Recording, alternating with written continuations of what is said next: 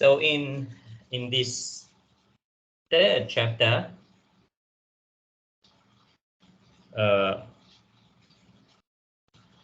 we will turn our attention to the second stage of the regression analysis, which is the hypothesis testing. What we mean by that is we will analyze and we will try to make a decision whether we accept the estimation that we have achieved in chapter 2 or reject or decline the estimation that we have calculated or the figures that we have estimated based on the formula, based on the steps and procedure in chapter 2. In this chapter as well, we will try to discuss on how good the estimation that we have calculated as in chapter 2. So those are the things that will be the focus of our discussion for this chapter.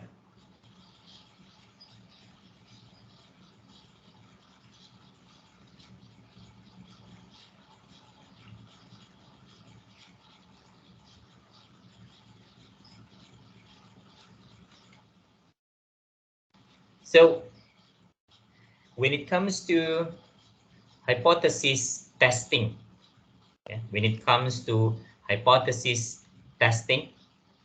there are a number of assumptions that we need to make. So this assumption is called the classical linear regression models, or CLRM.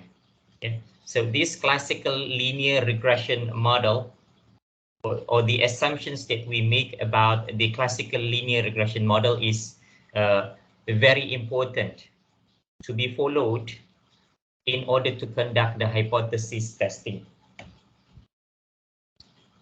So as you can see here, the first assumption based on the classical linear regression model is that the regression model is linear in parameter.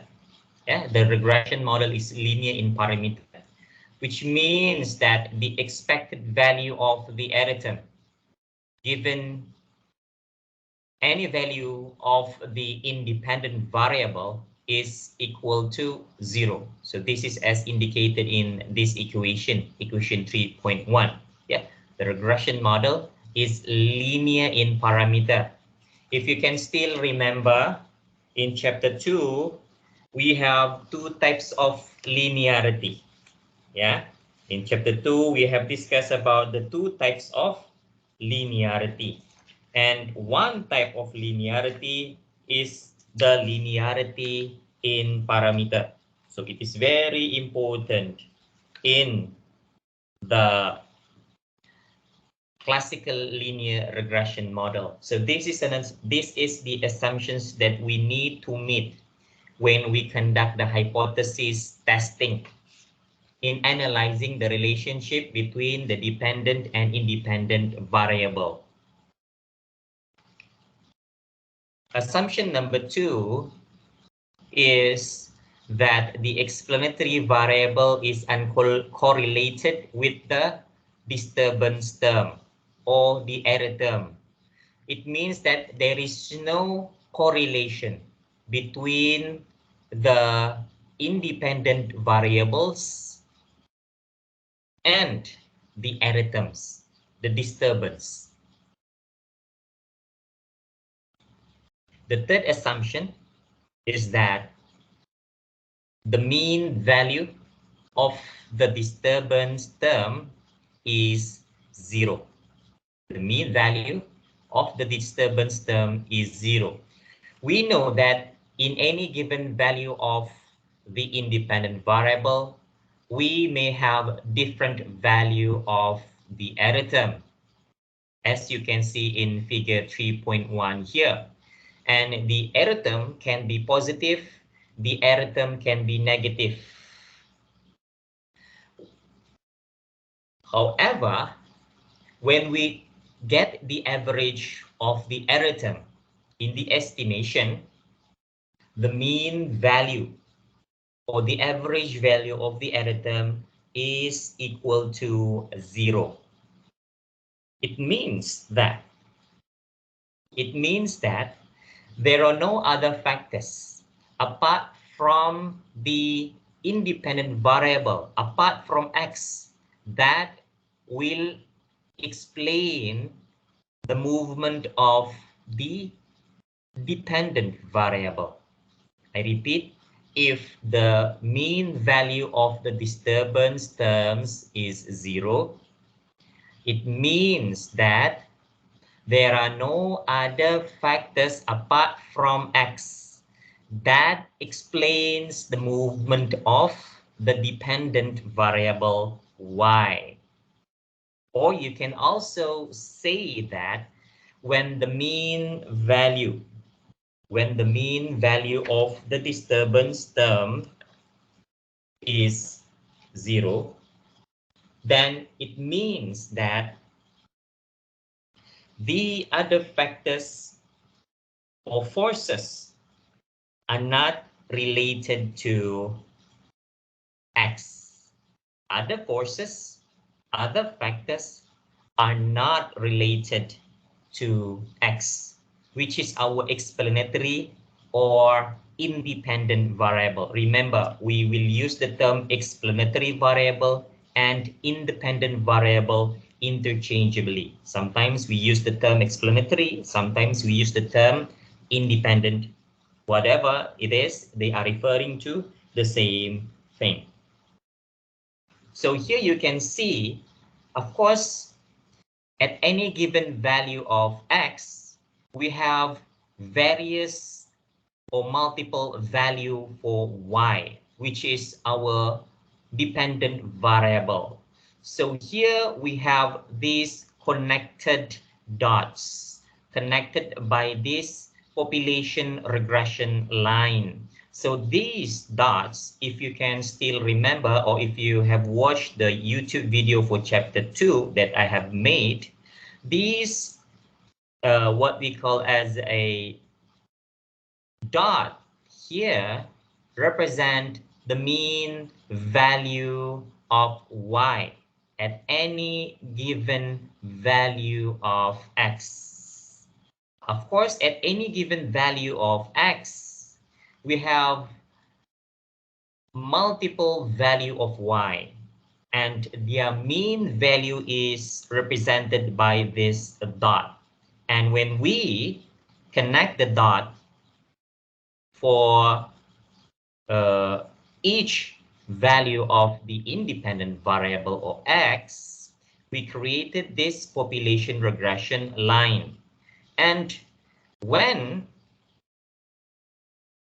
a specific value of the dependent variable is higher compared to its mean value for a given x, the error term value is equal to positive, or the error term will be positive.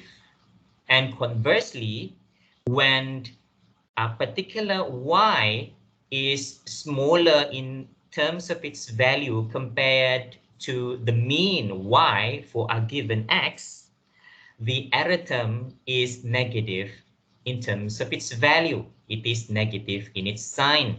However, the average value of the disturbance term for the regression line is equal to 0. It means that when we use or when we follow or conduct the regression analysis in estimating or analyzing the relationship between dependent and the independent variable, the mean value of the disturbance terms is equal to 0.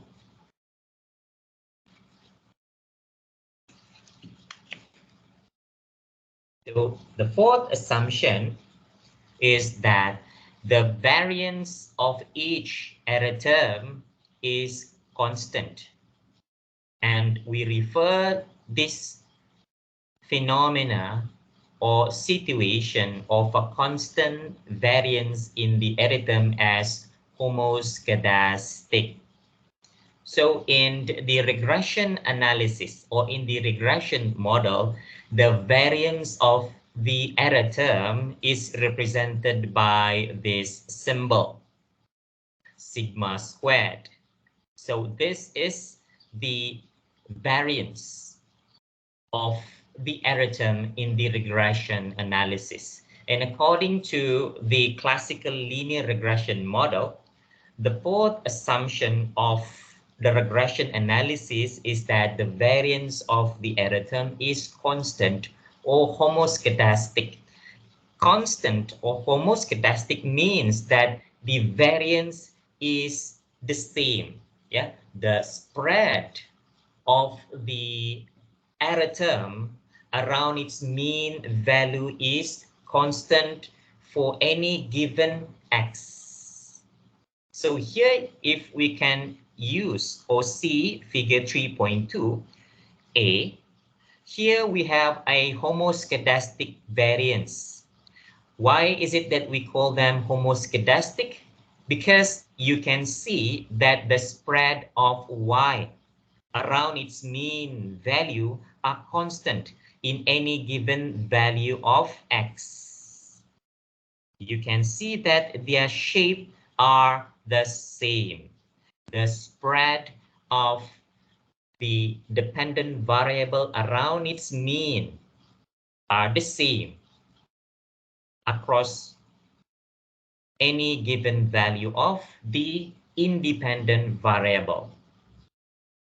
And of course, here in figure 3.2b, we have a contrasting scenario or a contrasting situation, because in figure 3.2b, we have a variance that is non-constant of each error terms. And this situation is called heteroskedasticity. You can see here that the shape of the disturbance are different for each given value of x. Here you can see that the bell-shaped curve are different across any given value of the independent variable, which indicates that the variance of the error term is changing or non-constant. They are not the same across any given value of the independent variable x. So it states here that the conditional distribution of each dependent variable corresponding to the given value of the independent variable has the same variance. So this is what we mean by a constant variant. The distribution of the dependent variable around its mean value here, indicated here in these dots. Of course, we don't have dots here. So here it is more what we call as a more prevalent or more obvious, but they are pretty much the same. The spread of y around its mean value are constant. So it is an important assumption of the regression analysis as well. So, okay, are there any questions so far before we move to the fifth and sixth assumptions? Ada sebarang soalan?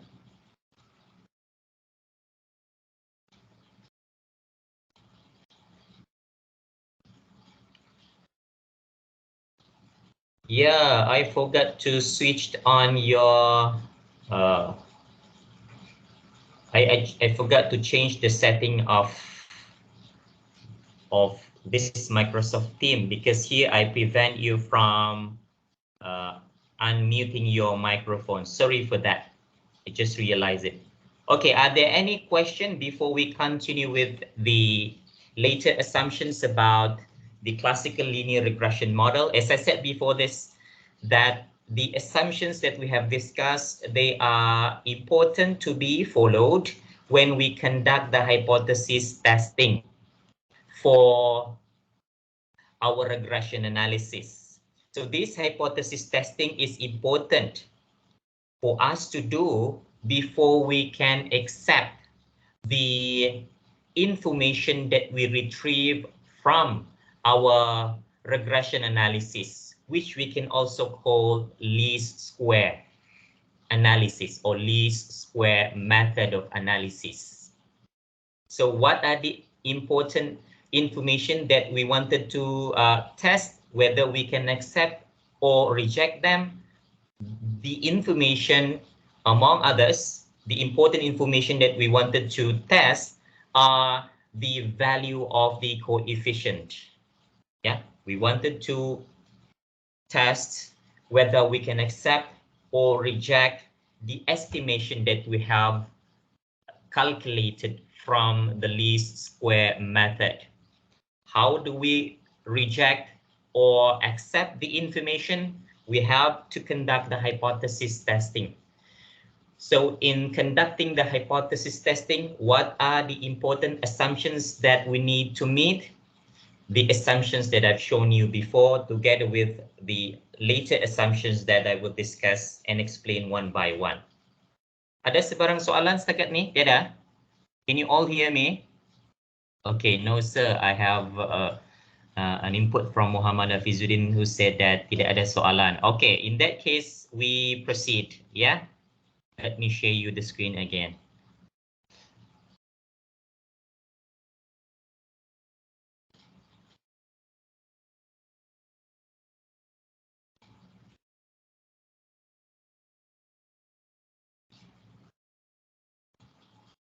All right.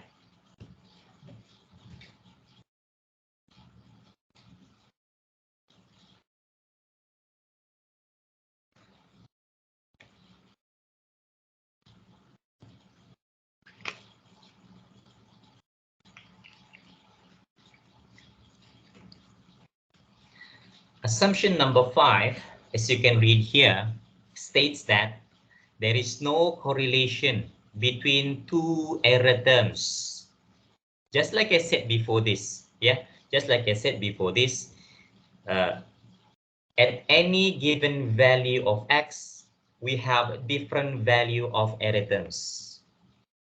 Okay, but in regression analysis, it is very important for us to assume that there is no correlation between the error terms. Here, based in equation 3.3, it states that the correlation or covariance between error term at I and error term at J observation is equal to is equal to 0. And of course, I observation is not the same as J observation. So I and J here refers to different value of the independent variable or different value of observation. So the covariance of the error term at I and the error term at J is equal to 0. So when the covariance of the error terms or the covariance between two error terms is not equal to 0, is equal to 0, it means that there is no correlation. Yeah, there is no correlation between the two error terms. It means that one error term is not explaining the movement of the other error term, vice versa. The error term at I observation is not explaining the movement of the error term at J observation. Vice versa, the error term at J is not explaining the movement of the error term at I observation or at I value. So here it says that there is no systematic relationship between the two error terms. So it is a very important feature of the regression analysis for us to assume that there is no correlation between the two error terms. Because, yeah, because if there is a correlation between the error term, it may suggest that we have a misspecification in our regression analysis. It means that we have misspecification issue in our regression analysis. Or we can also say that we have a misspecification in our least square methods. Remember, least square method is the most popular regression analysis method that we have discussed in chapter 2. Yeah. And when the two error terms are correlated, we may have two different situations. First is that the correlation is positive. Positive correlation means that if one error term is above the mean value, the other error term will also be above the mean value. That is positive correlation. If one error term is above the mean value, another error term will also be above the mean value. Another situation, another value of correlation is negative correlation. Negative correlation means that if one error term is below the mean value, then the other error term has to be above the mean value or vice versa. It means that they have contradicting values. And of course, in the fifth assumption, we assume that there is no correlation, not positive correlation, not experiencing negative correlation, but we are having a no correlation between the two error terms. Another important feature in regression analysis that we need to meet when we conduct the hypothesis testing, so that we can either reject or fail to reject the estimation that we have calculated in chapter 2 based on the ordinary least square or least square method. So figure 3.3 here shows patterns of autocorrelation, and in figure 3.3a, this is the what we call as a pattern that we will observe when we have zero correlation, when we have zero covariance between the two error terms. And in figure 3.3b, on the other hand, we have a positive autocorrelation. So here you can see that if one error term is above the mean value like this, for example, the other mean value is also above the mean value. So it means that both are positive in value. Yeah, both are positive in value. So that is why we call them positive correlation. Yeah. In negative correlation, on the other hand, they have negative relationship between error terms in I observation and the error term in J observation. So here we have the error term for I observation, and here on the horizontal axis we have the error term in J observation. So here you can see that when the what we call as when the error term for I observation is positive in value, the error term in J observation will be negative in value. So that is why you can see, if we can draw a straight line, it will show an inverse relationship between the error terms at I observation and error term at J observation. If we can draw a straight line, it will suggest a inverse relationship, a negative relationship, or a negative correlation between the two. Yeah. On the other hand, here, if we can draw a straight line, yeah, if we can draw a straight line, that straight line will show a positive relationship between the error term at I and the error term at J observation.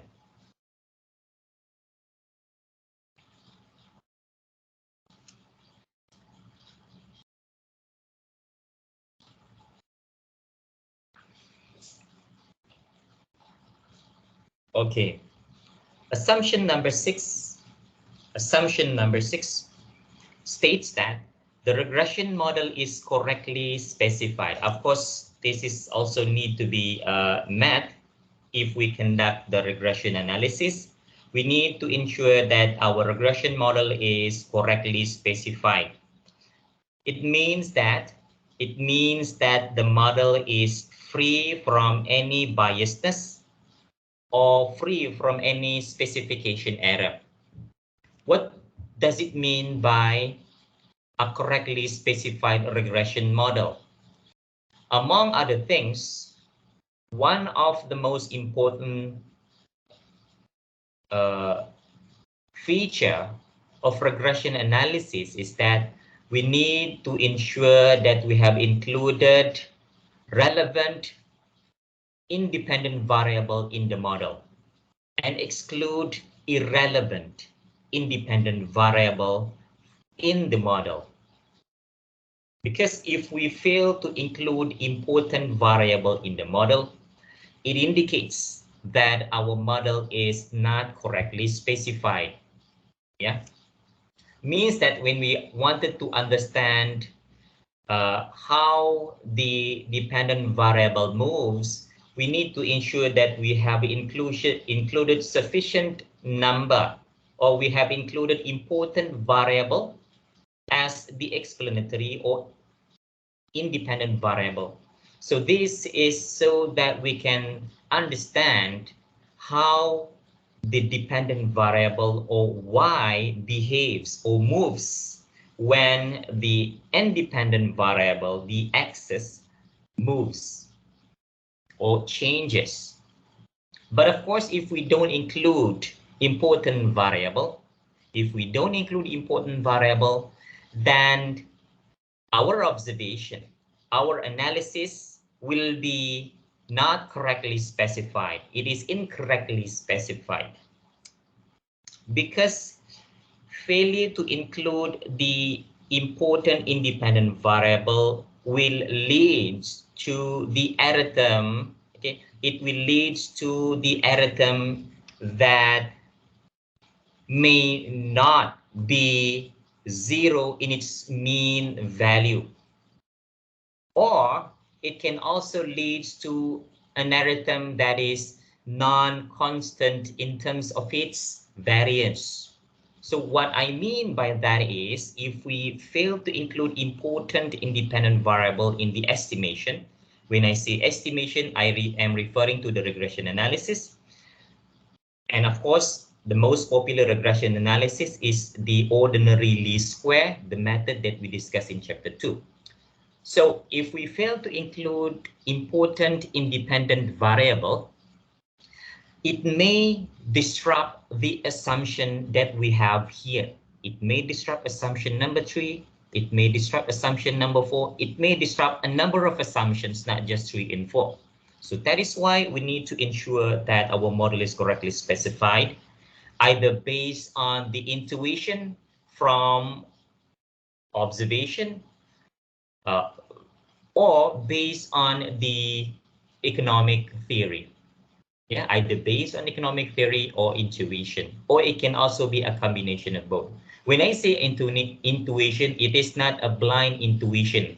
It is an intuition or economic intuition supported by observation. Supported by observation. So those are very important 6 assumptions about regression analysis that we need to know, that we need to meet when we conduct the hypothesis testing.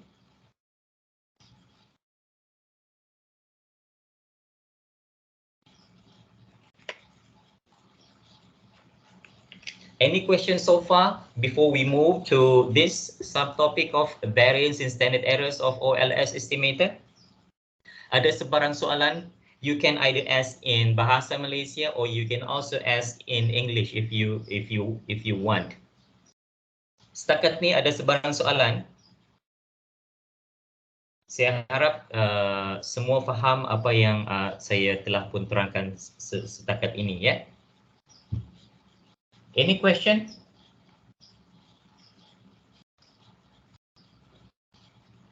At least you can give a thumbs up if you don't want to, if you don't want to open your microphone.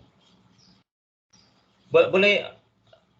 Oh, I see that Maizura is raising her hand. What does it mean? Mungkin dia maksudkan faham.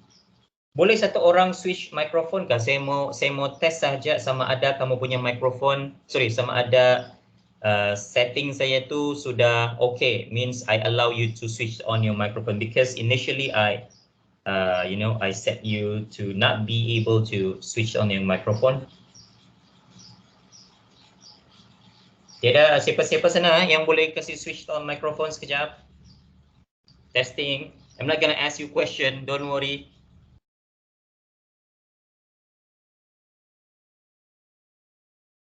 Okay lah, so I assume okay lah, ya.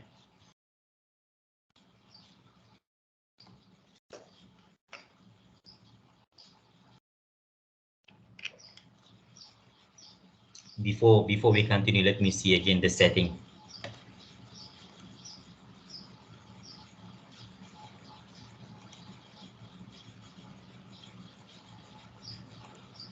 Not yet, okay.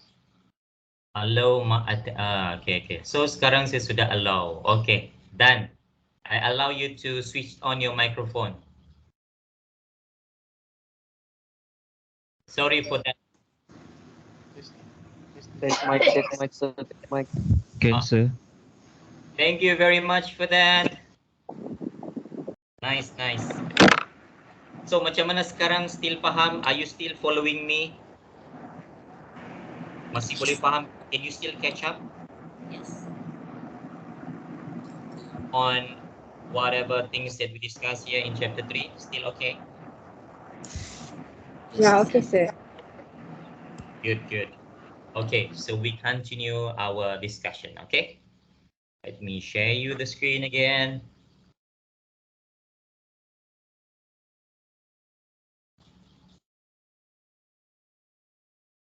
All right.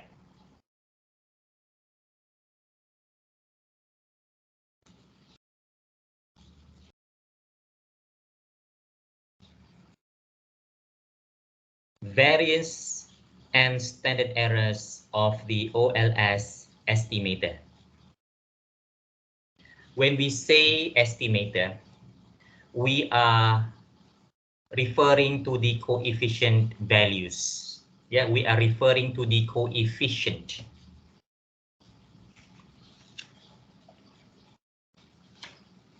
And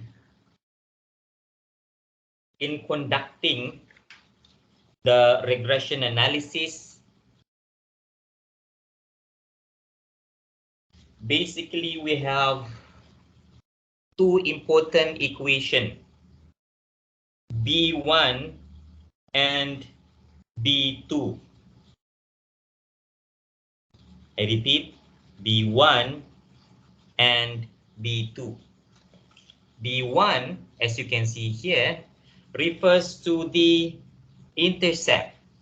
Yeah, it refers to the intercept.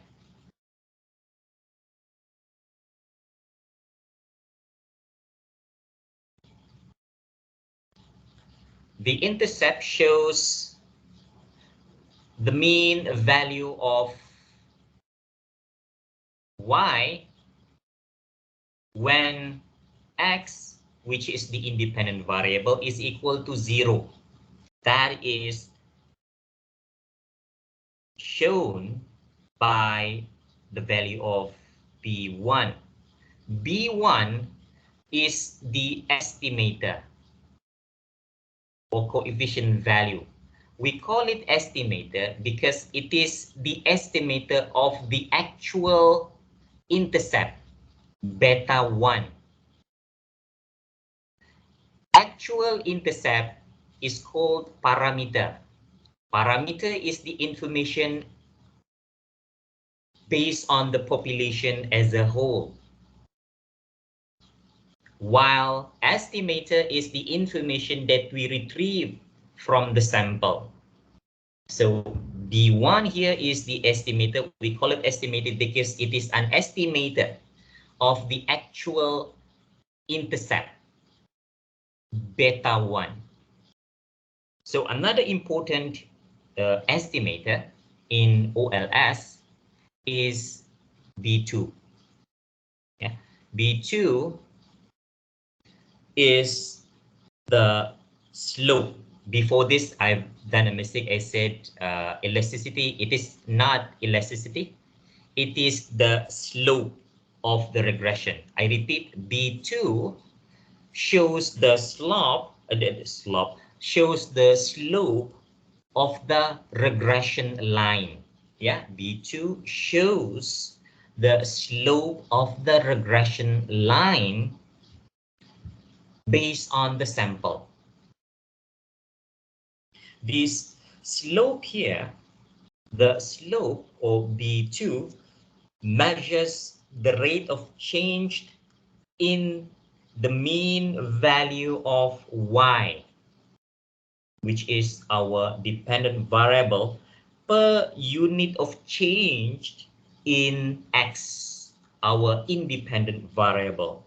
So it means that B2 shows the rate of change in y per unit of change in x. Of course, B2 is the estimator that we retrieve from the OLS. It is an estimator of the actual parameter value. It is an estimator of the actual rate of change of the population. Or we can say that B2 is an estimator of the beta 2. So these two important estimators are very important to be understood. And they are very important to be looked at in terms of their variance and standard errors. So when we say variance, it means the variability of the estimators. It also means how far they vary from sample to sample. Of course, when we have 3 samples and we conduct OLS estimation, or we run the regression analysis on each of these samples, their B1 and B2 will be different. Yeah, their B1 and B2 will be different. If you have 10 samples, you will possibly get 10 different B1 and B2s. If you have 100, if you have 100 samples, you will get 100 different B1 and B2s. So it is very important for us to take into account their sampling variability. It is very important for us to know their variance in conducting the hypothesis testing. Hypothesis testing is a part of regression analysis. So the first part, as we have discussed in chapter 2, are the estimation stage. In this part in chapter 3, we are discussing about the hypothesis testing. So in hypothesis testing, it is very important for us to look into the variance and the standard error, as well as the assumptions that we have discussed before.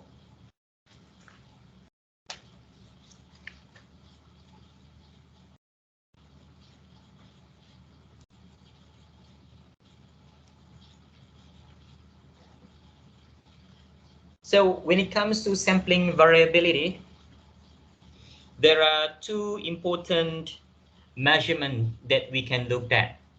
These measurements are the variance and the standard errors. As you can see here in equation 3.4, so this is the measurement used or formula used to estimate the variance of the intercept B1. And of course, here we have a symbol of the variance for B1. So here it is represented by this symbol sigma squared subscript B1. So this is the variance for B1. So it shows the sampling variability. It shows the sampling variability for our intercept that we have calculated based on the OLS estimation. So in order to get the variance for B1, this is the formula that we use. Here in the what we call as numerator, we have the sum of squared value of the dependent variable. Sorry, a sum of squared value of the independent variable xi. So here we have the capital X, which shows the value of the independent variable, divided by, here we have this denominator, divided by n times sum of squared x in lowercase. And here represent the number of observation for that sample. Remember, in a sample, we may have 10 observation, we may have 100 observation, we may have more than that. So times sum of squared x in lowercase. This is different than the x that we have in our numerator. In the numerator, we have this capital X, which shows the value of the independent variable. Here, on the other hand, in the denominator, we have this lowercase x. That lowercase x is the same lowercase x that we discussed in chapter 2. That small letter x here denote the deviation of each value of the independent variable with its mean value. I hope you can still figure out how we determine this small letter x, because this is discussed in chapter 2.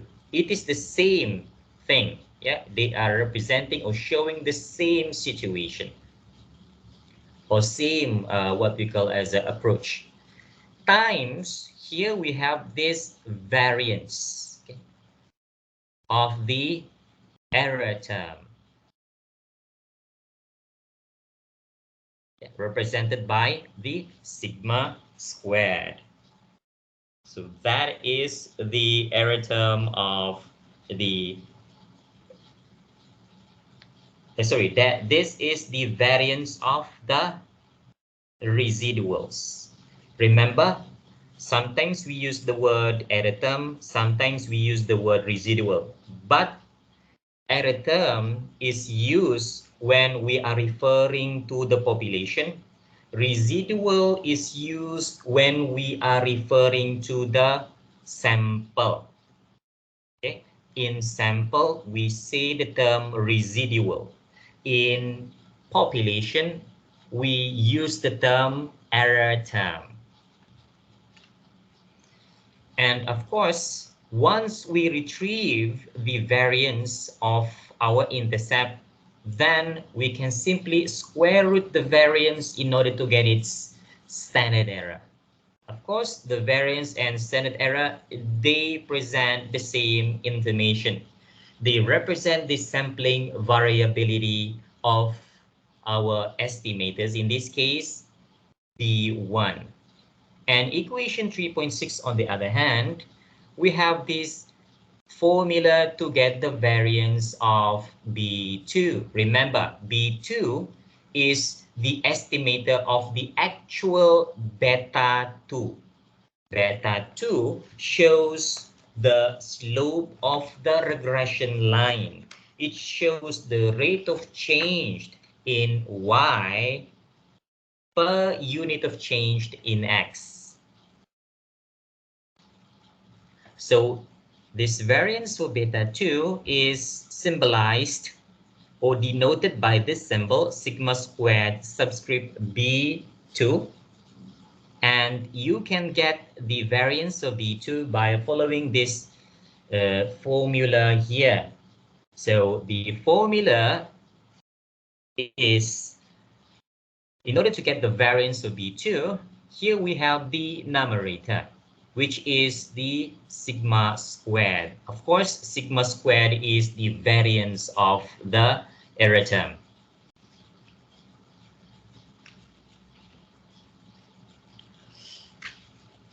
For sure, when we are referring to the sample, since here we are estimating the variance for B2, instead of referring to the variance of the error term as a numerator, we will refer to the variance of the residual. Later, I will show you the formula to get the variance of the residual. So we are going to replace this numerator with the variance of the residual, because in this case, the numerator shows the variance of the error term. Error term can only be retrieved from the population, while the residual is retrieved from the sample. Of course, if we square root the variance for B2, we can get or estimate the standard error of B2 as indicated in equation 3.7. Okay, so here we have the variance of the error term, which can be estimated in the sample by following this formula as shown in equation 3.8. So here we have the estimated residual, which is equal to the sum of EI squared. So what does this EI squared represent? Okay. What does that EI squared represent? The EI squared is the residual. What is residual? Residual is an information that shows the difference between the actual dependent variable with the predicted dependent variable. Please refer to chapter 2 on how to get the EI, which is the residual. Okay. In population, we use the symbol mu. In the sample, in estimating the what we call as the residual, we are using the term E, as in lowercase e. And of course, here we have the denominator, n minus 2, as I said before this, and represent the number of observation. If you have 10 observation in that sample, then it will become 10 minus 2 equal to 8. So the standard error of the Y values, or the standard error of the regression, or simply known as SER, is equal to the square root of the variance of that regression, or the square root of the variance of the residual. So here it states that SER is often used as a summary measure of the goodness of fit of the estimated regression line. Later we will discuss more about the standard error of the regression. That standard error of the regression can help us to see how good our model is. So this is the same table 2.4 that we have in chapter 2. Yeah, the same kind of table. We have the information about y, we have information about x. Here on the third column here, we have the sum of products or sum of multiplication between y and x, means that 410 times 5,000, here we have 205,000, and the next column we have x squared, and then after that we have the lower x. We have the lower x, and then after that we have the lower y. So please refer back to the recording to see how do we get x and y, lowercase x and lowercase y. And then here we have x, lowercase x squared, and then y squared as well. And then on the next column here, we have the sum of multiplication of lowercase y and lowercase x. And after that, here we have the estimated or predicted y. Yeah. So please watch the YouTube video again that I have shared to you. And then here we have the residual and residual squared. And last but not least, here we have the sum of products or multiplication between the residual and the lowercase x. So this is the thing that we have discussed last week in the recorded video. So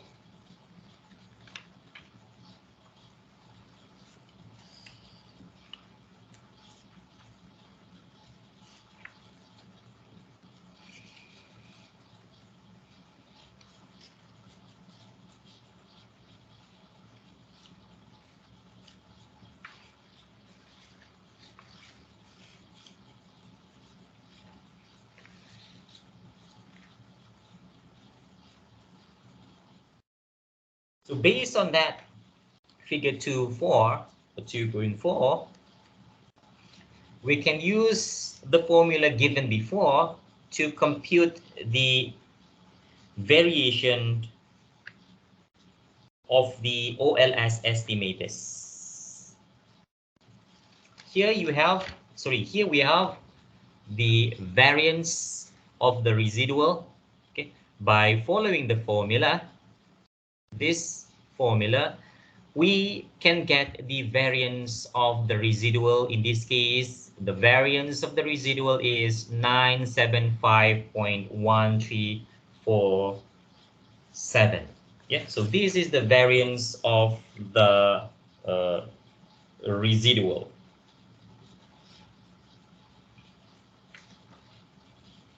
But of course, apart from the variance here, if we square root the variance, if we square root 975.1347, we can get the standard error of the regression. Okay, so standard error of the regression. So sometimes we use the words standard error of the residual, sometimes we use the word standard error of the regression, but they are referring to the same thing. Yeah, the standard error of the residual is the standard error of the regression. Same goes to the variance. And here on the third row, we have the variance of the intercept. And by following this formula as shown here in equation 3.4, and referring to the information that we have in table 2.4, we can get the variance for B1. So here the variance for B1 is 285.8153. So it shows the variability. It shows the variability of B1. As I said before this, if we have 3 samples, then we are going to have 3 separate different B1. What is the spread? What is the variability of B1? It is represented by the variance. So you follow, by following the formula that we have in this equation, in equation 3.4, And using the information that we have in table 2.4, we can get the variance of 285.8153. Okay, so here we have the sum of x squared, sum of squared independent variable to be more exact. So here we have the independent variable. Sum of squared of the independent variable is 476,000,000,000. For sure, numerically you can represent it by 4. It can be represented by 4.76 times 10 over times 10 to the power of 10, or superscript 10. It is the same over. So here we have the number of samples 10, because we have 10 observation. 1, 2, 3, 4, 5, 6, 7, 8, 9, 10 times sum of squared lowercase x. This is lowercase x, and its sum of squared is 16240000000, and it can be represented by 1.624 times 10 superscript 11. They have the same value, and we multiply it with the variance of the residual, or the variance of the regression. Here we have 975.1347. We have the variance of B1, which is 285.8153. This variance of the residual or the regression is the same as what we have in equation 3.10. Okay, we square root 285.8153. We will get the standard error of B1, 16.9061. In order to get the variance for B2, which is the slope of the sample regression line, yeah, here the formula is the variance of the regression is divided by the sum of squared lowercase x. Of course, we know the sum of squared lowercase x is 1.624 times 10 superscript 11. And we also know that the variance of the regression, or the variance of the residual, is 975.1347. Here we have the variance, which is equal to 6.0045 times 10 superscript -9. And if we square root this variance, we will get the standard error for B2, 0.000775. So this is why I said that what we discuss in chapter 2 is related to our discussion for chapter 3. Oh, we are at 3 p.m. already. Yet we are still here in this slide. We have so many other things to discuss. So we have to move forward.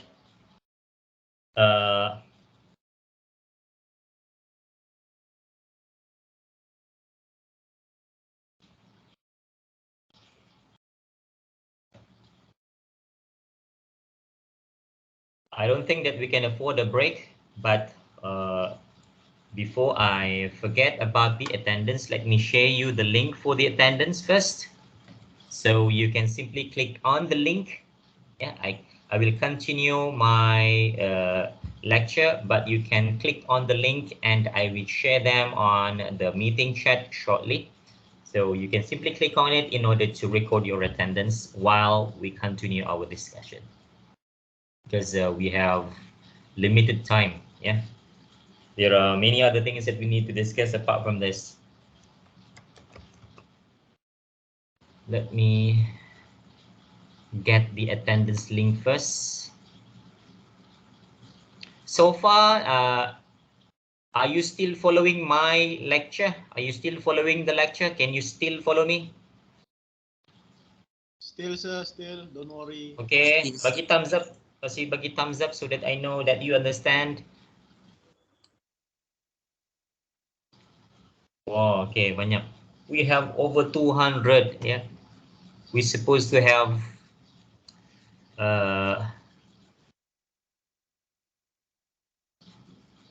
you're supposed to get many feedbacks. You're supposed to receive many feedbacks from you.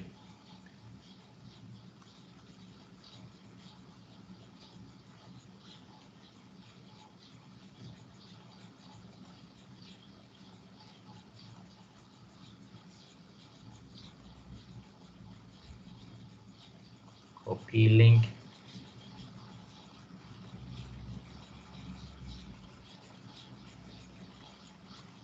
So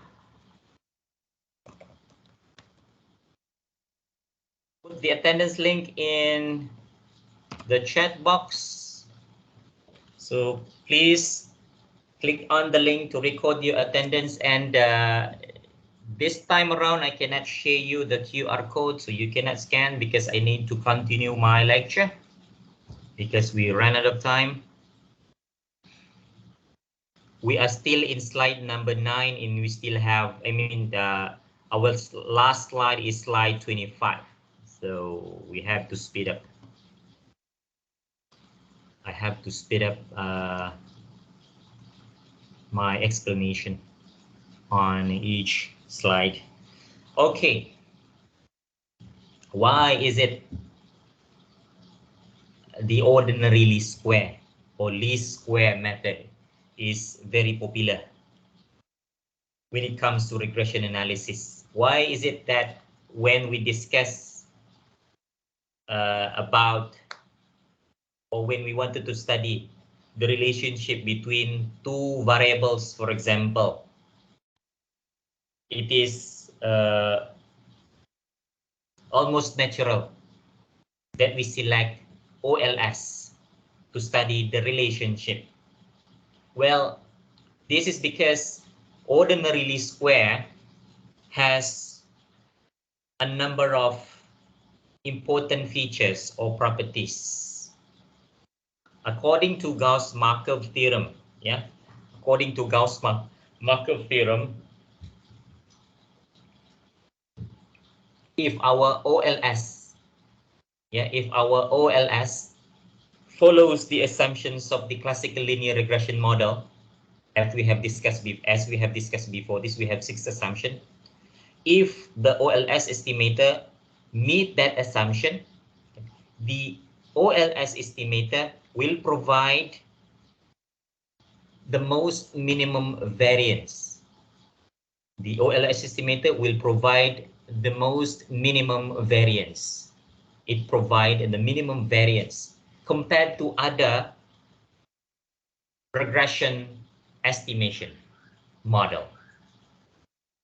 So based on the Gauss-Markov theorem, OLS is considered as blue, best linear unbiased estimator.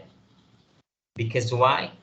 Because OLS provides the smallest variance compared to other linear regression estimation, subject to, by assuming that the model follows the assumption that, as we have stated before, the 6th assumption.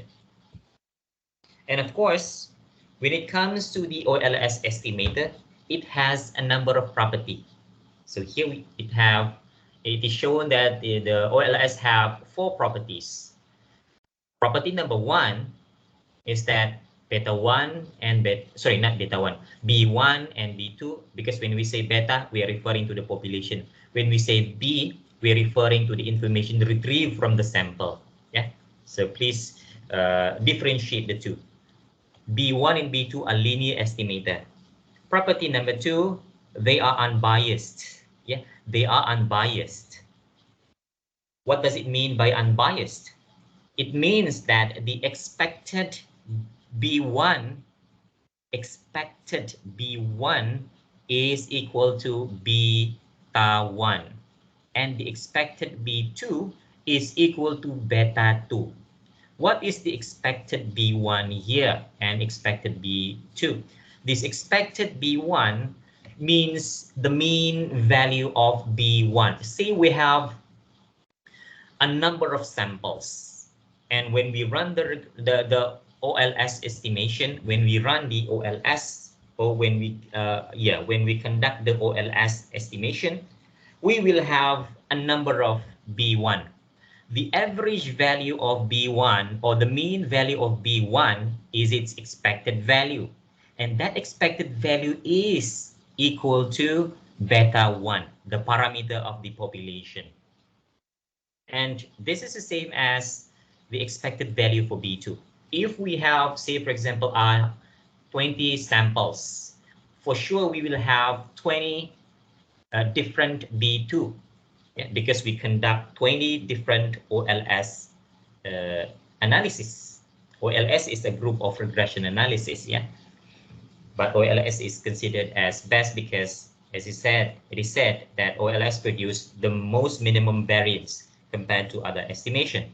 So when we have 20, because we have 20 samples, of course we have 20 different B2, the average value of that B2 is its expected value, and the expected value of that B2 is equal to, if not approaching, the beta 2, which is the parameter of the population. Yeah? Parameter means the information based on the population as a whole, and here B2 and beta 2 representing the slope of the regression. B2 representing the slope of the sample regression line, while beta 2 representing the slope of the population regression line. Yeah, as we know, B2 and beta 2 shows the what we call as it shows the what we call the rate of change. Yeah, it shows the rate of change in Y per unit of change in X. So property number 3 for OLS is that the expected value of the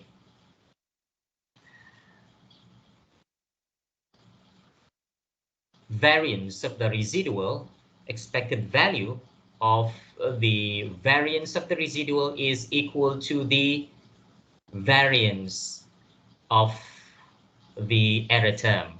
In other words, the expected variance of the regression from the sample is equal to the is equal to the variance of the error term retrieved in the population. Yeah, so it also means that the OLS estimator, when it comes to its error variance, the error variance of the OLS estimator is unbiased. Property number 4 states that B1 and B2 are efficient estimator. That is, the variance for B1 and the variance for B2 are less than the variance of any other linear and biased estimator of beta 1 and beta 2. So this is what we said as blue, best linear and biased estimator, as it produces the lowest, the most minimum variance compared to other estimation to get beta 2 and beta 1.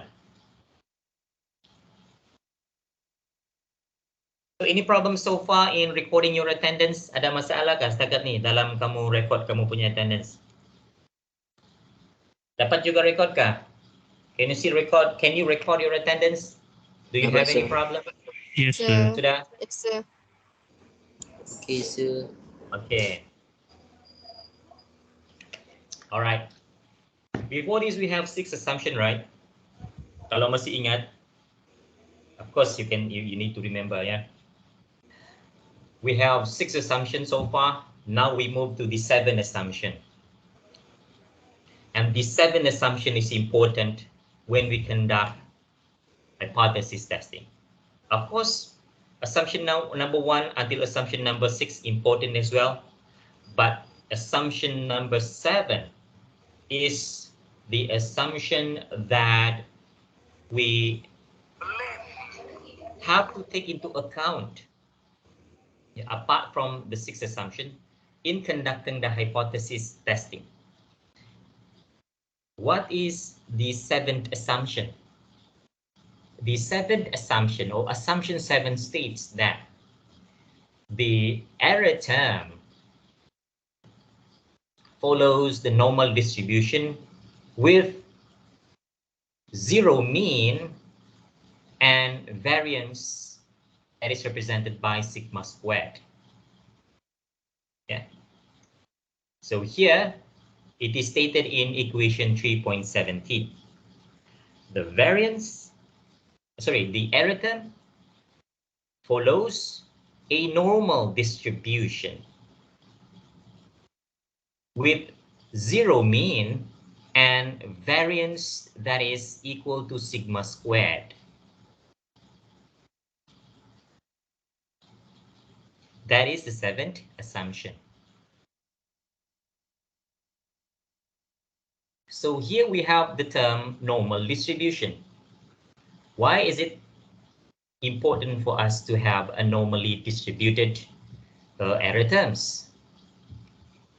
Well, before we understand what a normally distributed error term is, let us see what does the central limit theorem states about a normal distribution in general. So according to the central limit theorem, as indicated here, shown here, if there is a large number of independent and identically distributed random variables, then the distribution of their sum tend to be normally distributed as the number of such variable increases indefinitely. It means that, okay, it means that when we plot the variable in a graph, we can create a graph that is bell-shaped in its curve. This is as discussed in statistics. Last semester, we discussed about normal distribution. So in regression analysis, we assume that our error term is normally distributed. So that is what is stated in assumption number 7, a normally distributed error term. Why is it that we need to assume that our error term is normally distributed? Well, a normally distributed error term means, our B1 and B2 will also be normally distributed.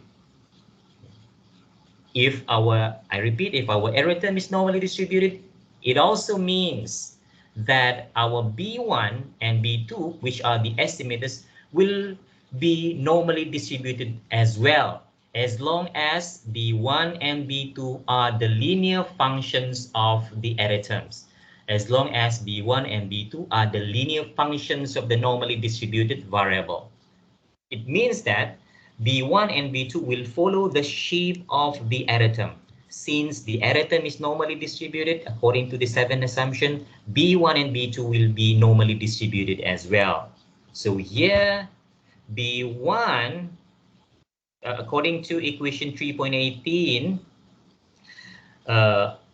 B1 follows. B1 is, of course, the estimator for beta 1. Yeah, B1 is an estimator for beta 1.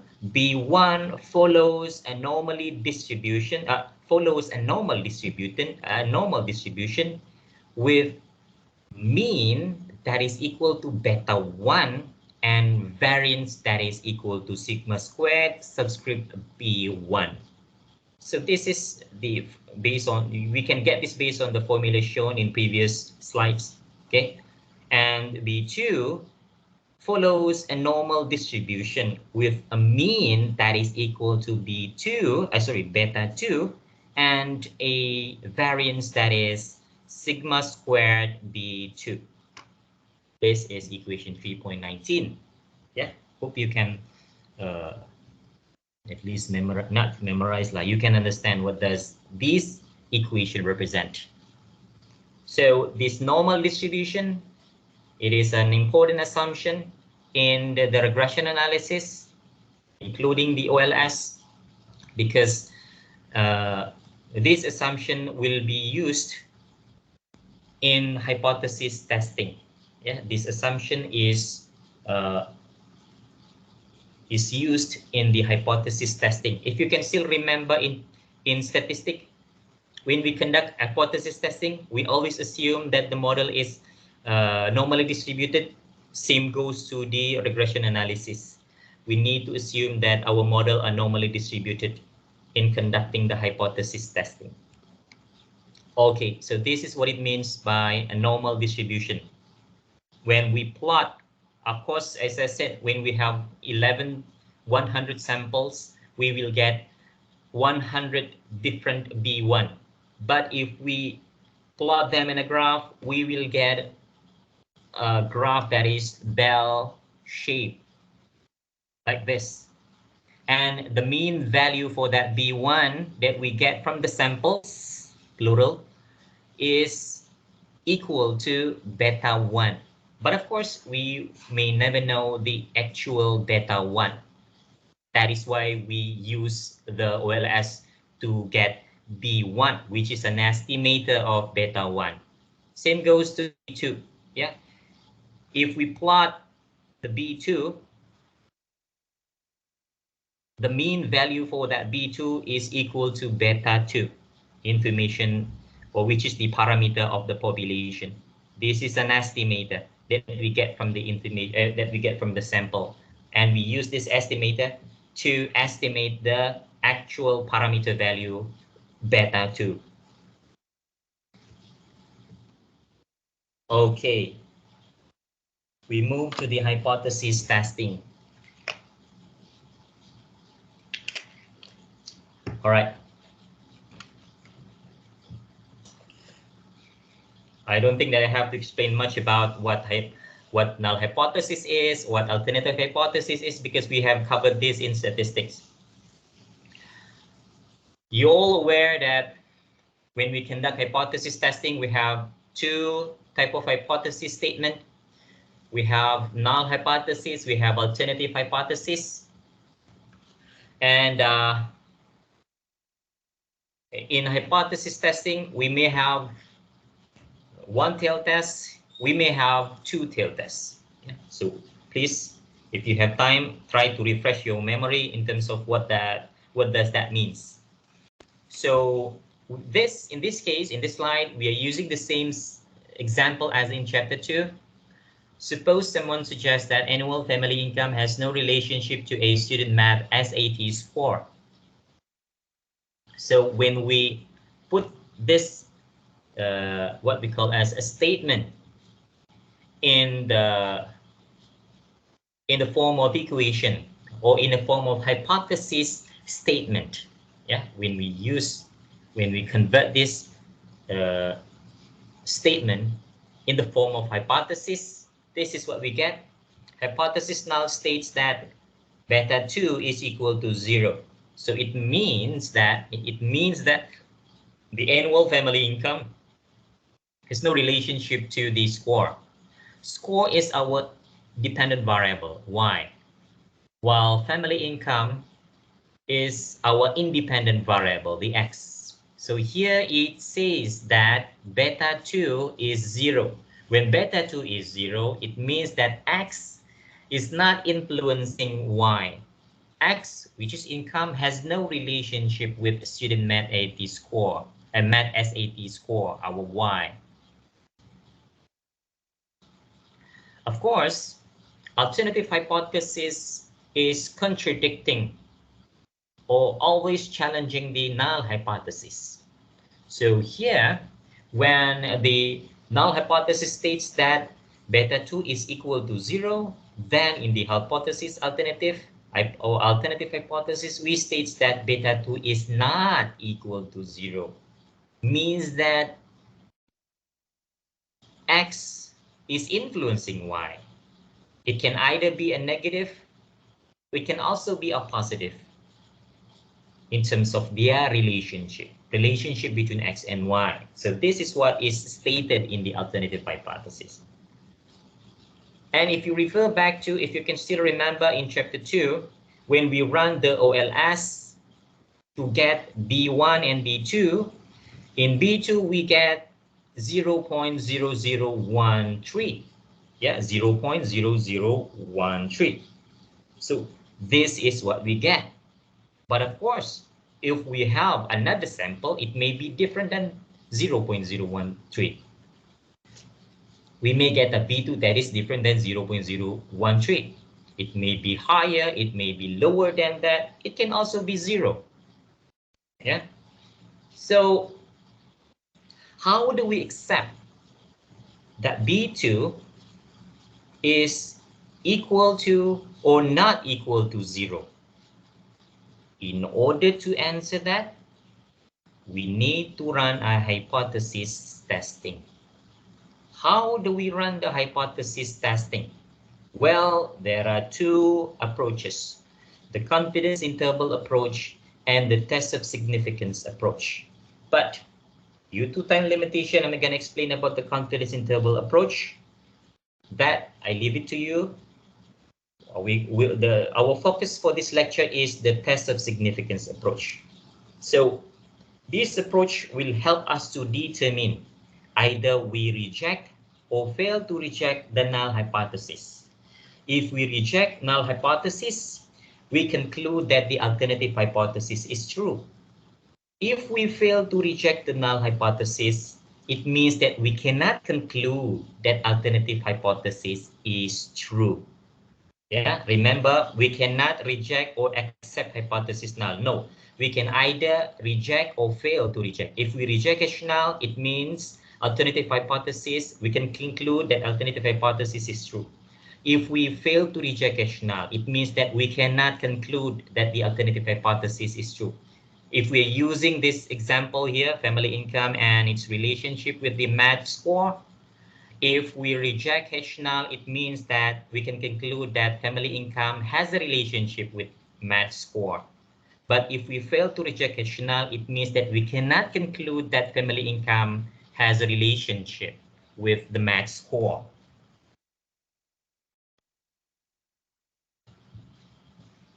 Okay. So here we use the test of significance approach. Later, please refer to the textbook. I have included, before I forget, I have included the link for you to purchase the ebook on Smart V3. So if I am not mistaken, the price is 65. I'm not sure. I think it's 65 ringgit or 85 ringgit, maybe 65 ringgit. Yeah. So I've been informed before this that it is a 1 year, what we call 1 year subscription, if we can say it that way. So you have an access for 1 year. It's a 1 year access, 65 ringgit or 85 ringgit. If I'm not mistaken, 65 ringgit. So you can get the ebook from there and yeah, read in terms of, for chapter 3, read further in terms of how do we conduct the hypothesis testing using the confidence interval approach. In this lecture, we are focusing on the test of significant approach. Yeah. All right. The test of significant approach. In order to conduct the hypothesis testing, yeah, in order to conduct the hypothesis testing based on the test of significant approach, first and foremost, of course, we need to state the null hypothesis and the alternative hypothesis. That's the first step. Second step is to get the t statistic as shown in equation 3.22. How do we get the t statistics? Well, we use this formula here. T statistics, or simply called P, is equal to B2 minus beta 2, hypothesized beta 2. Remember, we may not be able to get beta 2. Otherwise, why do we have to run the hypothesis if we know beta 2 already? So B2 here is the hypothesized B2. So that is why we have this asterisk symbol here. All right, divided by standard error for B2. So this is why it is very important for us to know the variability or the variation the variation in our estimators. And of course, the T distribution here is assumed to follow the T distribution with degrees of freedom that is equal to n minus 2. If we have 10 observation minus 2, then the degrees of freedom is equal to 8. Okay, so it says that we let beta 2 is equal to the assumed beta 2. Remember, we assume here in the hypothesis null, we assume that beta 2 is equal to 0. So this is the hypothesized beta 2. We hypothesize that beta 2 is equal to 0. So B2 here in equation 3.22 will become 0. Of course, yeah, that 0 depends on the hypothesis. Here it is hypothesized that B2 is equal to 0. So that is why we have 0. If it is not equal to 0, if it is equal to something else, then here it will be minus with that exact value as hypothesized as well. Okay, so here T, which is T statistic, is equal to B2 minus B2 asterisk, refers to the hypothesized B2 or hypothesized value over standard error of B2, standard error of the estimator. So we have equation 3.29. Change from 3.22, jump into 3.29. Okay, so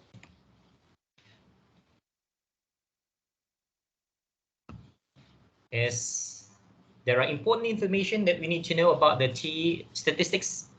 To use the t-test in any concrete application, we need to know three things. Number one, the degrees of freedom, which are always n minus 2 for the two variable model. If you have two variable model, then we minus or subtract our sample size, which is the observation, by 2. Yeah, two variable means a simple regression because we only have one dependent. Of course, we have one dependent and we have one independent. So that is why it is called two variable. So that's why we subtract n with 2. Yeah. Later, we will discuss about the multiple regression model in the later chapters. Number 2 is that the level of significance denoted by this alpha is a matter of personal choice, although the level of significance is usually either 1, 5, or 10% significance level. Yeah, or 1, 5, or 10% level.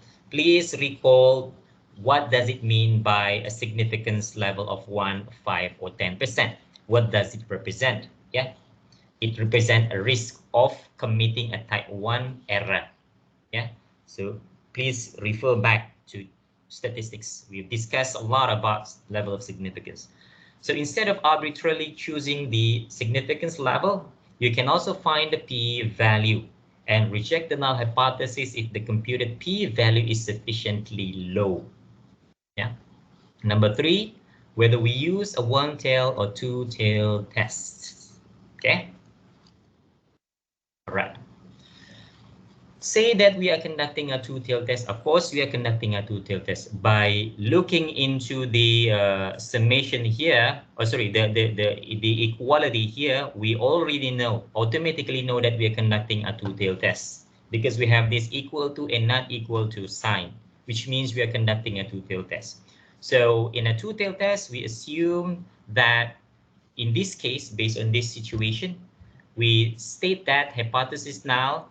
In the hypothesis null, beta 2 is equal to 0, means that the income is not explaining the SAT score format, while hypothesis alternative states that B2 is not equal to 0. It means that the income is explaining the math SAT score. So when we use the formula, we have T statistics that is equal to 0.0013 over 0.00245. So this B2, of course, we know B2 is equal to 0.0013. This is what we get in chapter 2. And here we have the standard error for B1, sorry, B2. Here the standard error for B2 is 0.000245. 2, 4, 5. And we divide this numerator with the denominator. We have t statistics that is equal to 5.4354. 5.4354. Okay. After we get the t statistics, next step, the next step is to find the t critical. So this is the t statistics as shown in equation 3.30. Next step, find the t critical. How do we get the t critical? We need to refer to the t distribution table. Yeah, we refer to the t distribution table. Okay. In the t distribution table, there are a number of information that we need to know. Yeah, there are a number of information that we need to know to get the critical value. Let me show you an example of the t distribution table.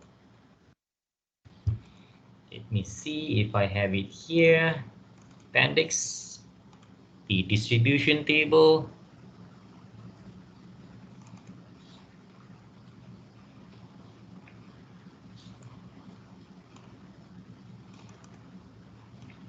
The distribution table.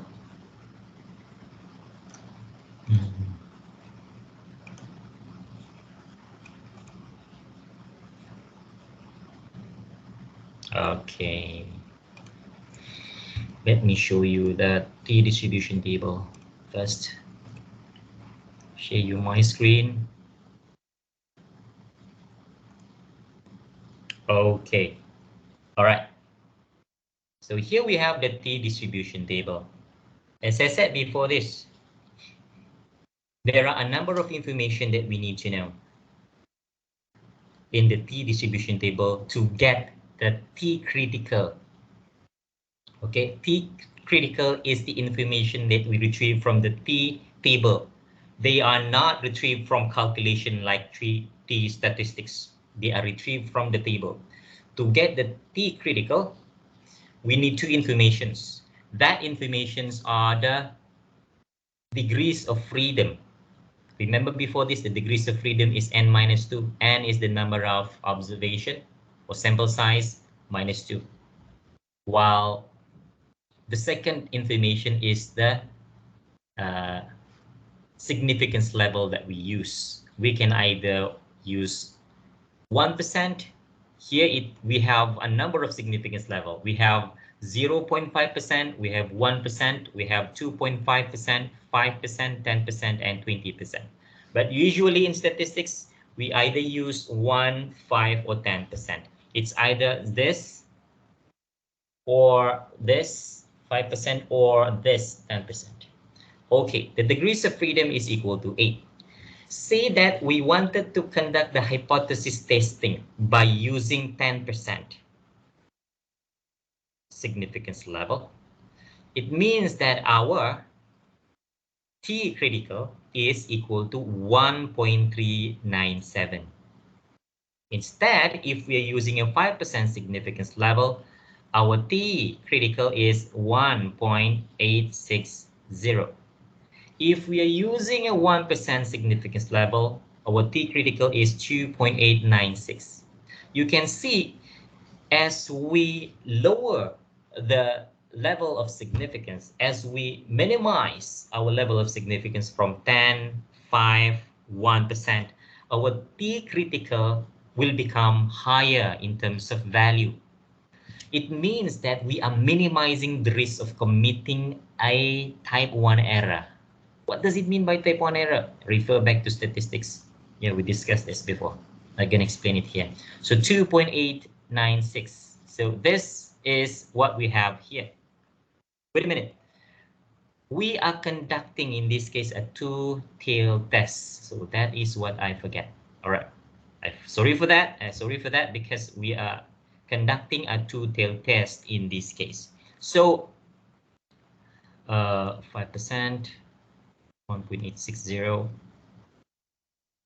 Okay, yeah. So in this case, based on this example, we have to divide the significance level by 10, sorry, by 2, because this only shows a one-tailed test. So if we are conducting a two-tailed test and we are using a 10% significance level, yeah, then we have to divide the 10% significance level by 2. So in that case, our T statistics is, sorry, T critical is 1.833. If we are conducting a 5%, if we are conducting the hypothesis testing by using a 5% significance level, then we divide that 5% by 2, we have 0.025. Okay. So in that case, our T critical for 8 degrees of freedom, or for a degrees of freedom of 8, our T statistics, sorry, our T critical is 2.306. And if we are using a 1% significance level, and when we read them in the table, then we divide the 0.01 by 2, we have 0.005. Okay? And based on the degrees of freedom of 8, our T critical is 3.355. Yeah, so that is why it is here. It is stated here.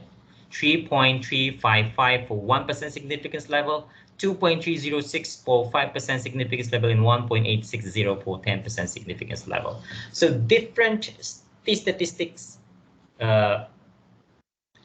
Some of what I mean by this is that some of the T statistics will show you clearly the two-tailed test and one-tailed test. But obviously, based on the T statistics table that we have here, we have to divide them by 2. But for convenience, you may try to find on the website, or you may try to Google and try to download a statistic textbook or statistical tables that are more convenient. What I mean by more convenient is that statistical table that clearly indicates the significance level for two-tailed test and one-tailed test. Maybe I have an example here, like this one test. Sorry, this is a good example. Okay, so this. Oh no, this one is also using a one-tailed test. This perhaps is more obvious. Yeah. Okay, so degrees of freedom of 8. 10% significance level is this one. So based on two-tailed test, 10% significance level, you have 1.860. So this is the same as here. And for 5% significance level, here, two-tailed test, 5% significance level, 8 degrees of freedom, you have 2.306. And 1% significance level, based on the two-tailed test, I hope you can see this, 8 degrees of freedom. Here you have T critical, that is 3.355. Okay, I'm not going to explain much because we have time limitation. So once we get the degrees of freedom, sorry, once we get the T statistics, and here we have the T critical.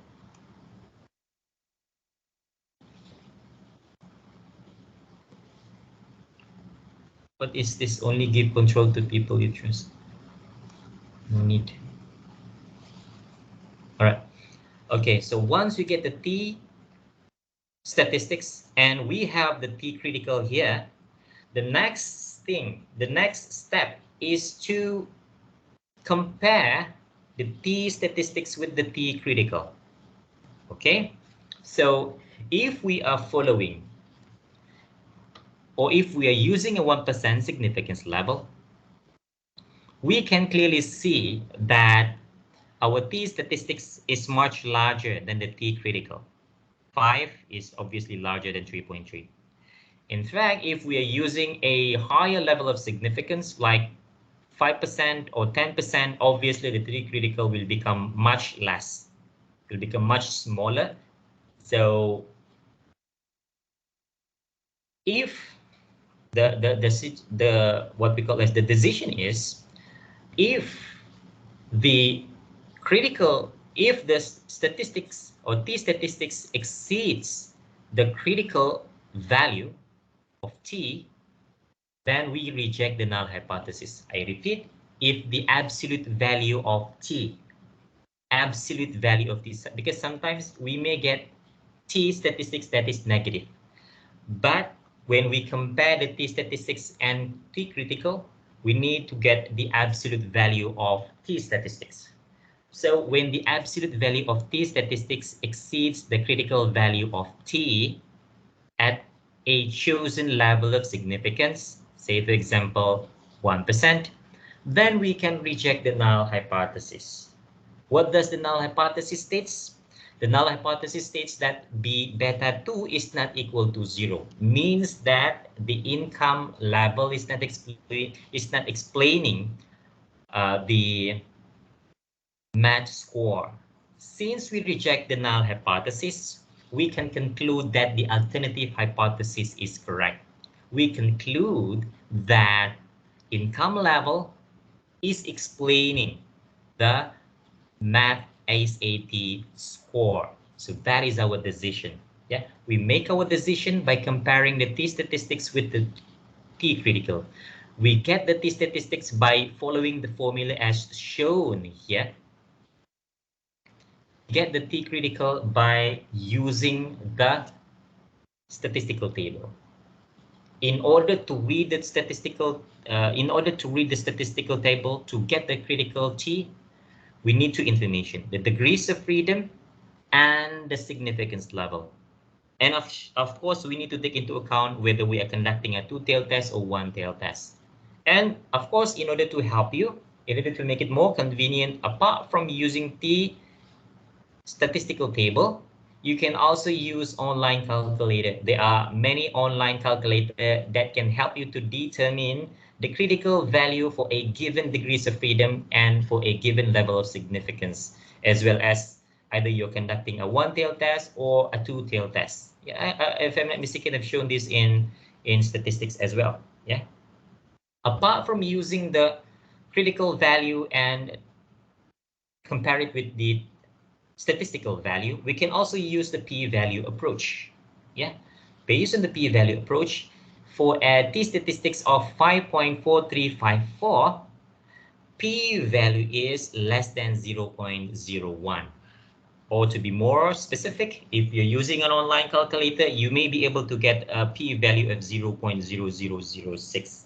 So this is the specific p-value for a t statistics that is 5.4354, less than 0.000, less than 0.01.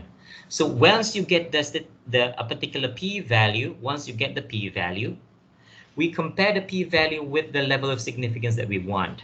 Say that we wanted to use 10% significance level. Obviously, the p-value is much lower than the significance level. In that case, we reject the null hypothesis as well. And same goes if you're using the 5%, we also reject the null hypothesis. And even if we are using a 1% significance level, our p-value is still smaller than the significance level of 0.01, which is 1%. So based on the p-value approach as well, we reject the null hypothesis. As long as the p-value is smaller than the significance level, we reject the null hypothesis. And once we reject the null hypothesis, we can conclude that the alternative hypothesis is correct. Same goes for the statistical value approach. Remember, if the absolute t value exceeds, not lower, exceeds the critical value, we reject the null hypothesis and we conclude that the alternative hypothesis is correct. This is the one-tailed test. I don't think that I can explain much about this because we are now at 350 already. So I let you read this one, yeah, to understand the steps that we need to follow when we conduct a one-tailed test. And yeah, try to read this as well. This shows us the rejections, yeah, of the null hypothesis by using the 5%, 10%, as well as 1%. So try to read this as well. Okay, we are moving to the goodness of fit. We wanted to determine we wanted to know how good our estimation is. So I believe that this is going to be the last subtopic that I can explain, because we have one other subtopic, which is normality, but I don't think that I have much time. So yeah, for this subtopic, we are going to discuss, I'm going to explain to you how do we determine the goodness of fit of our model. The goodness of fit of the model or the regression line is indicated or measured by the coefficient of determination called R squared. Yeah, it shows the goodness of fit of our model.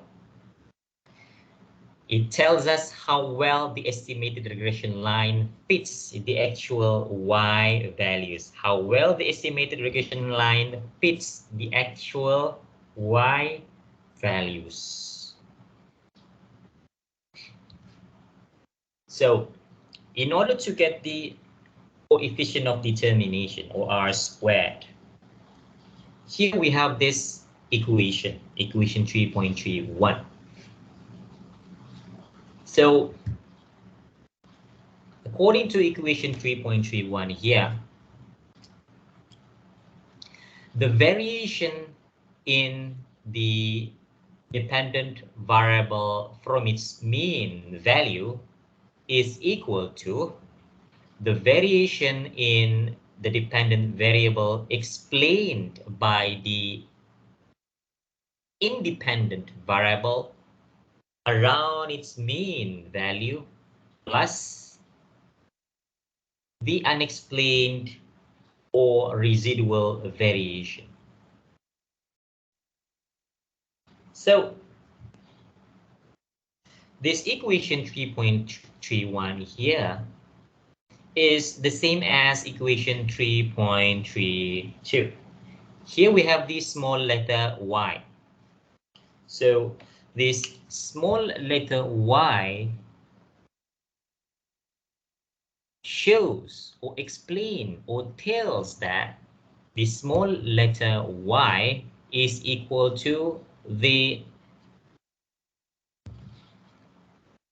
expected or estimated y plus the residual.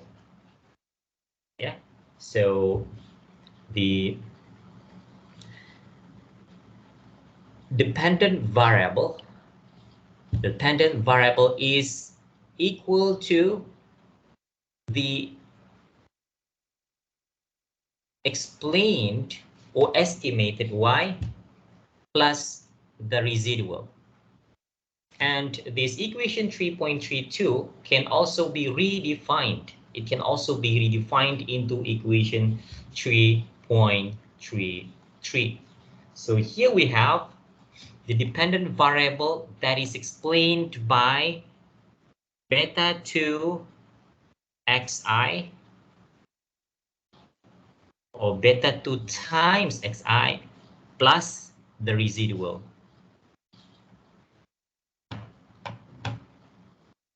So of course we know that beta 2 is the slope of the sample regression line, and this beta 2 times xi is equal to the estimated, yeah, I estimated y here.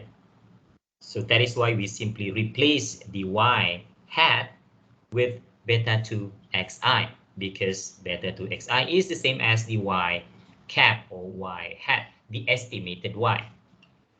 Okay, by a mathematical estimation or manipulation, we can rephrase equation 3.33 into 3.34, or equivalently 3.35.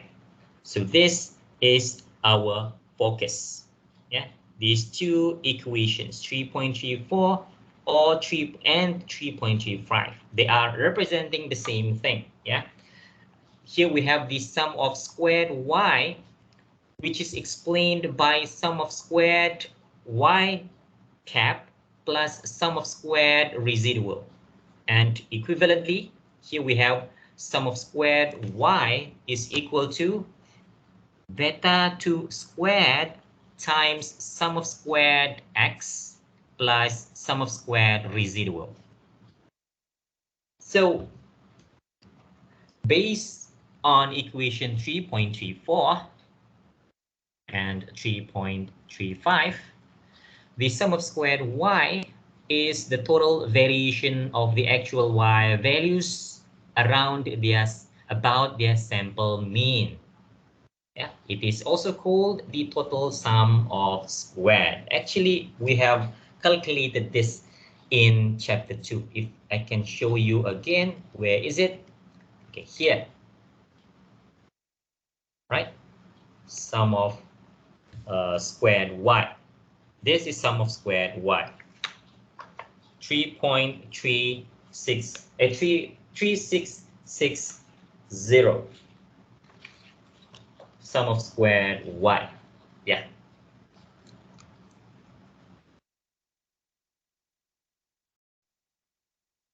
Back to the discussion.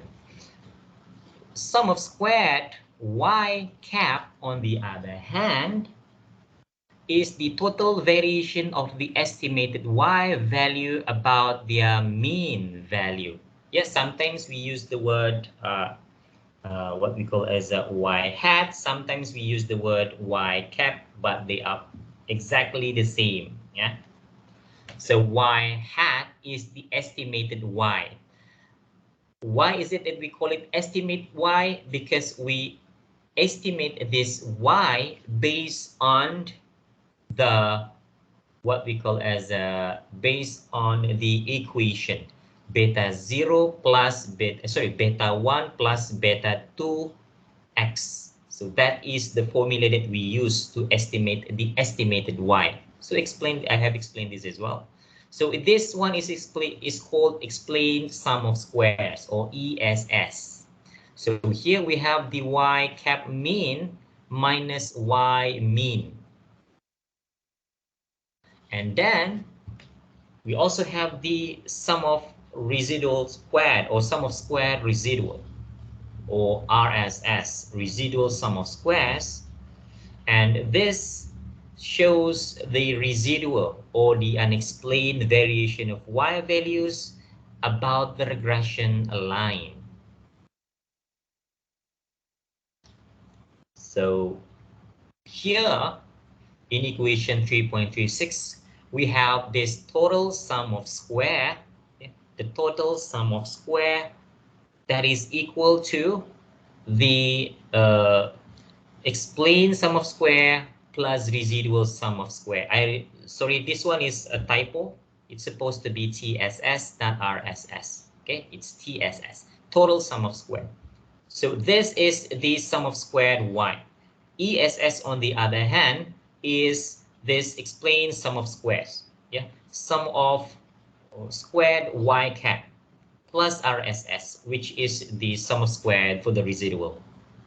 So if the chosen SRF, or sample regression function, fits the data quite well, then the explained sum of squares should be much larger than the RSS. Yeah. So the larger the ESS compared to the RSS, the better. So by transforming 3.36 to 3.37, by transforming the 3.36, we can get 3.37. We transform the 3.36 by dividing each component in this equation by the total sum of square. Total sum of square over total sum of square is equal to 1. ESS over TSS, of course, we have ESS over TSS, and then RSS over TSS. Because we divide each component in the equation 3.36 by 1.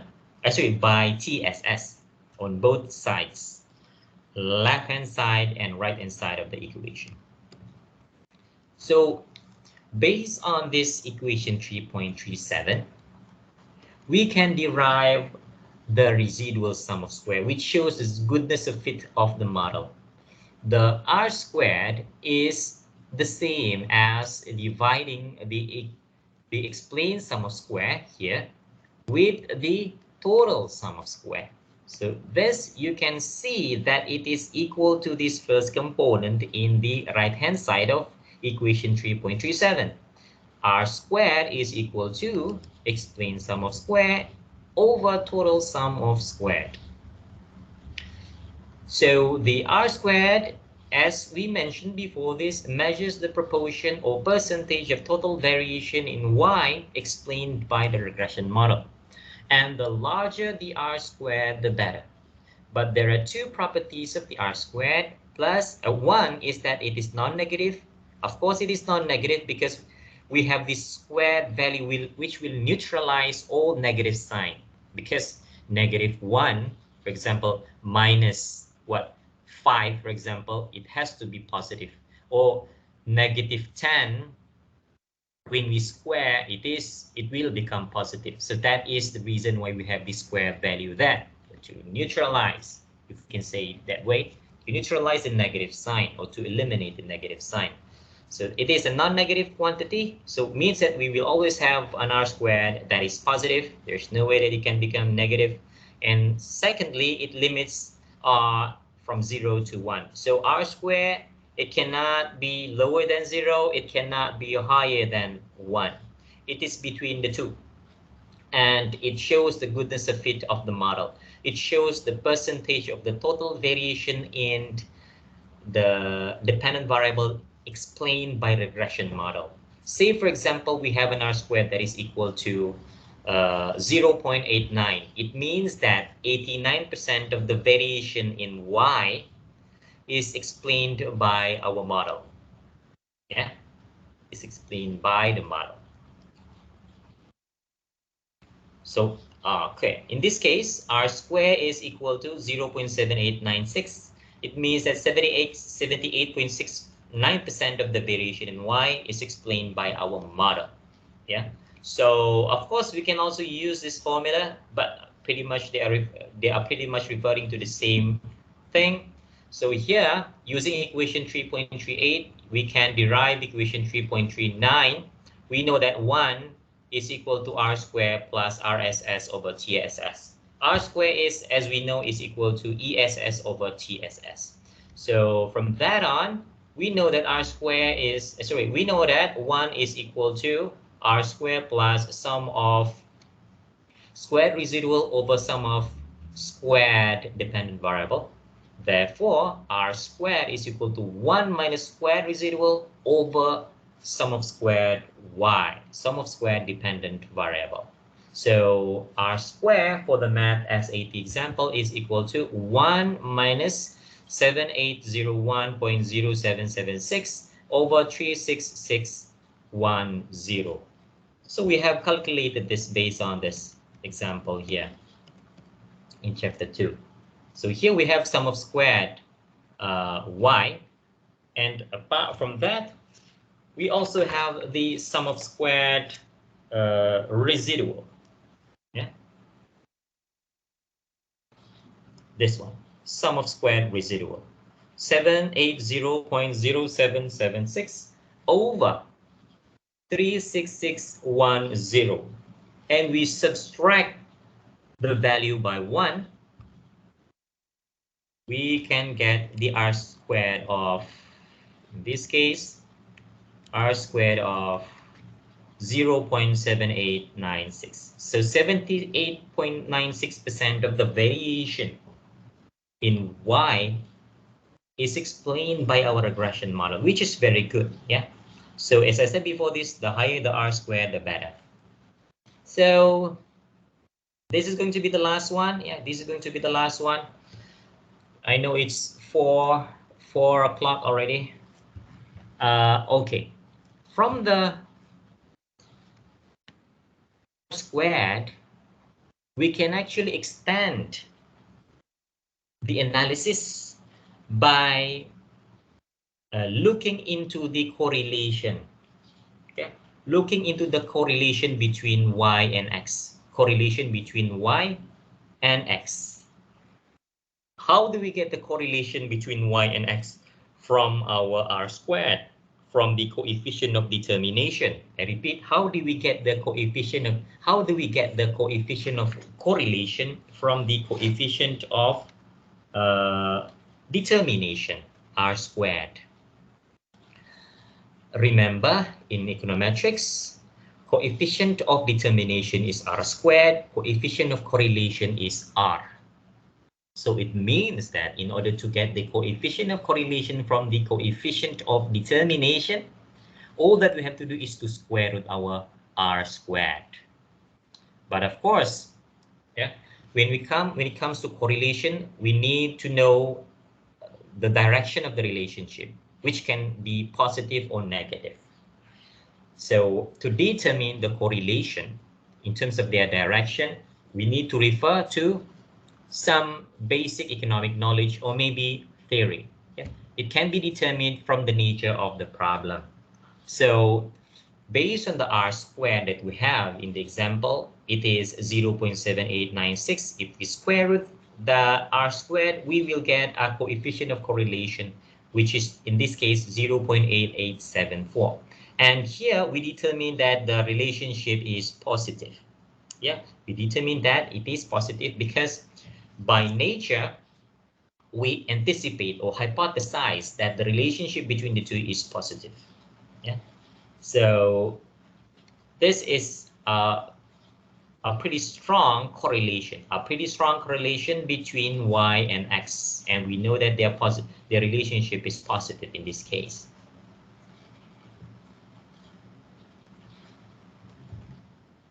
So in terms of normality, I am sorry because I may not be able to explain about this because of we have exceeded the time.